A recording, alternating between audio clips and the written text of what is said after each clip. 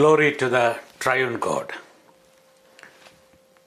Today's reading is from St. John chapter 20, verses 19 to 31.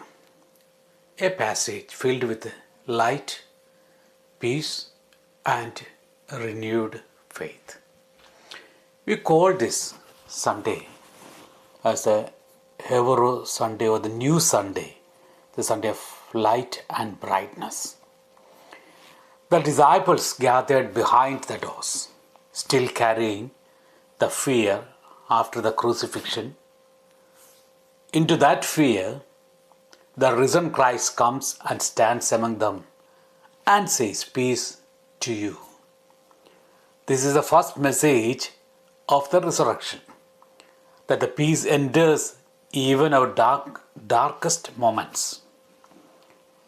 The week of brightness in the ancient tradition is not just a continuation of Easter celebration, but it is a proclamation that the light of Christ has overcome the darkness. The church lives in joy, the altar remains open, and all the faithful are reminded that the resurrection is not a single day, but a living reality. For us, the St. Thomas Christians, this week carries a deep meaning. We belong and holding an apostolic tradition and faith rooted in the witness of St. Thomas the Apostle, who personally encountered the risen Lord.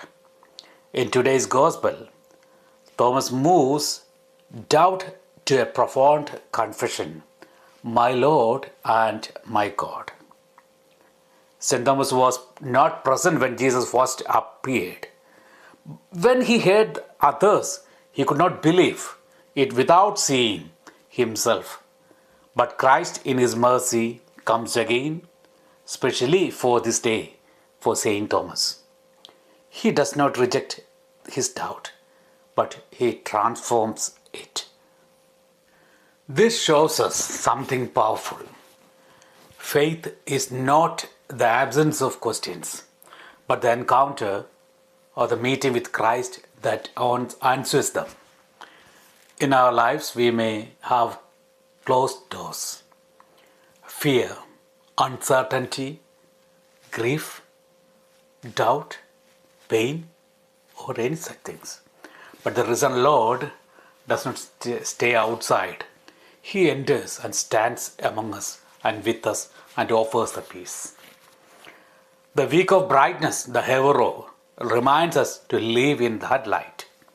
The early church kept this week as a time of uninterrupted joy, no kneeling, no fasting, only standing in the victory of Christ. It is a sign that through resurrection, a new life has begun. And Jesus says, "Blessed are those who have not seen and yet have believed." That is our calling today. We may not see him with our eyes, but we experience him in the Holy Eucharist, in the prayer, and in the life of the church. So today, let us receive his peace. Let us allow his light to enter our hearts. Let us move from doubt to faith like our patron St. Thomas.